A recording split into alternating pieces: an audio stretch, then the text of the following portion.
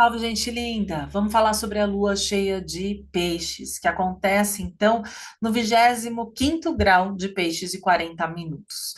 Quando falamos da lua cheia, trazemos aqui aspectos desde a lua nova de peixes, né, no começo do ano, então é importante também resgatar assuntos que estavam, né, sendo ativados desde março aí de 2024, mas essa lua cheia acontece junto com um eclipse lunar, né? Os nodos estão, né? Um nodo, a cabeça do dragão, né? O nó do norte está muito próximo aonde acontece essa lua cheia, e isso mostra já inaugurando de alguma forma esse lugar que se vê em dispersão, na coletividade, vem falar também dos estados espirituais, vem falar muito sobre esse sonho, né, esse campo onírico, vem falar sobre as fantasias, mas também vem falar sobre omissões, circunstâncias, sobretudo quando falamos de peixes, né, da redenção, né? Então, existe algo que vai nos chamando para olhar para esses estados e narrativas, inclusive mitológicas, que nos levam para esse estado de entrega, né? Muitas vezes de sacrifício, de sacro ofício, porém também de uma certa cegueira diante da vida e das realidades que vão se desenhando, né? Então, qual é a nossa parte aqui?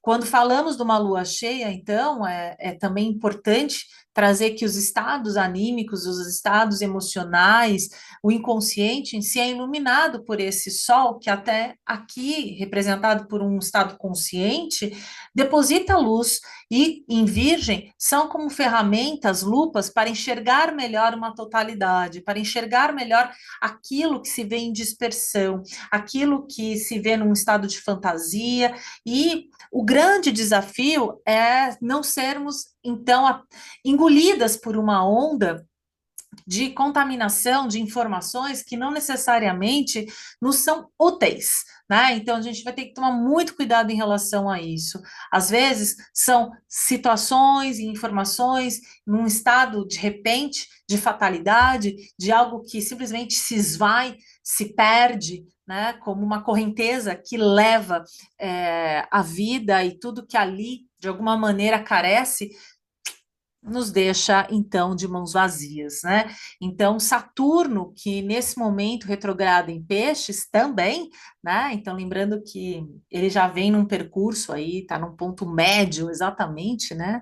No meio da sua travessia em Peixes, vem aqui numa oposição praticamente aí exata com o Mercúrio, e que nesse momento já vem no movimento direto, e é interessante aqui como um recorte que Mercúrio retrogradou nesse último ciclo, né, em Leão.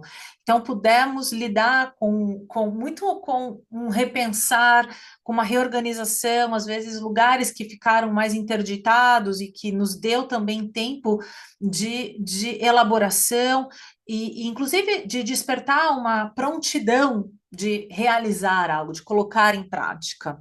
Acontece que durante a alunação de Virgem era previsto aí situações de repente do acaso, imprevistos, e muitas vezes de um lugar onde nos vemos perdidas, né, com atitudes sem saber muito bem como nos colocar, né? Isso, e a lua cheia, ela só vem enfatizando tudo isso, né?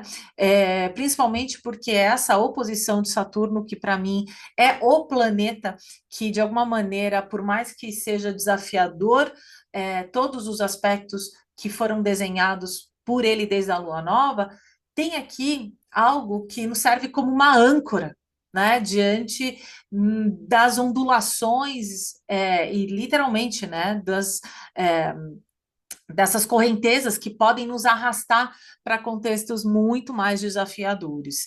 Então, Saturno na oposição com Mercúrio, sim, pode nos colocar diante de uma preocupação, diante de uma informação de pouco fluxo, de algo que nos paralisa, que bloqueia, para que cada uma possa entrar em contato com aquilo para a tomada de uma decisão, algo também é colhido dali, né? Como pensa melhor, veja bem, é isso mesmo, né? Às vezes isso chega de um lugar quase questionador, mas não por um lugar talvez por uma perspectiva de desafiar, né? Mas de um lugar justamente para ser melhor. Afinal de contas, se existe um mantra em Virgem, é onde eu posso fazer melhor, né? Aquilo que não se vê tão analisado, onde eu não vejo aquilo tão depurado, né? Então, existem alguns conteúdos que às vezes se veem muito represados, que Virgem, ou misturados demais, contaminados demais, que Virgem também nos ajuda aqui a separar um joio do trigo, a enxergar melhor os pormenores, literalmente, né? Então, também é um chamado à dedicação, a uma prontidão, a um esforço, sim, de separar determinadas informações que me chegam e também para, de alguma maneira, redirecionar tudo isso, não é mesmo?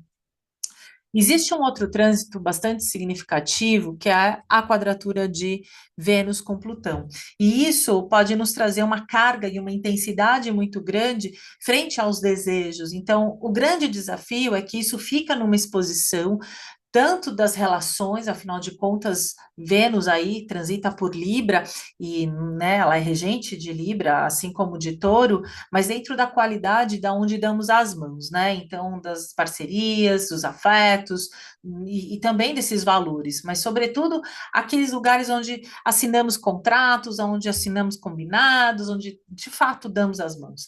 Então, vemos aí feridas expostas, vemos aspectos onde a carne fica assim, latente, né, e fragilizada, e estados obsessivos, e sobretudo porque a Vênus em Libra, ela também pode ser muito manipuladora diante dos interesses, que parecem desinteressados de si mesma, mas às vezes, por conta, né, dessa articulação, pode fazer uso do que chega para a própria satisfação. Então, temos que tomar muito cuidado, né, com esses estados mais sombrios e desafiadores diante das relações e tanto afetivas ou não, né? Então, existe uma intensidade, uma carga grande em relação a esse momento da lua cheia. O que é interessante que, como isso acontece junto com o eclipse, que é parcial, né? Então, e que pode ser visto, inclusive, em algumas áreas da América Latina, o Brasil, sobretudo, né, e do planeta, porém, ele tem aqui já um chamado para um eixo, né, de eclipses, de uma temporada de eclipses que começa dentro desse eixo, Peixes e Virgem. Então, é quase como um spoiler, algo que nos deixa aqui uma mensagem. Quando falamos de um eclipse lunar, falamos de aspectos do passado que chegam à frente justamente para poder realocar ou mesmo se despedir. Existe algo que tanto hábitos, obviamente dentro de uma dimensão pessoal, né? Hábitos, pessoas, situações que você viveu, né? E sobretudo aí em peixes, quem sabe de peixes e virgem, que ganham um novo tom, né? E permitem, então, um redirecionamento, quase como uma soltura, um desprendimento a partir daquilo que você vê, e que passa a ser, quem sabe, uma escolha, às vezes mais desafiadora, mais solicitante, né, de entendimento, de uma prontidão que talvez tenha que ser solicitada mesmo de cada um, para poder lidar com os conteúdos que são desafiadores. É isso. Espero que vocês possam aproveitar, né, desse momento da lua cheia de peixes para justamente trazer aqui um pouco mais de lucidez diante das esferas que se veem bastante ofuscadas na vida da gente. É isso. Tchau, tchau.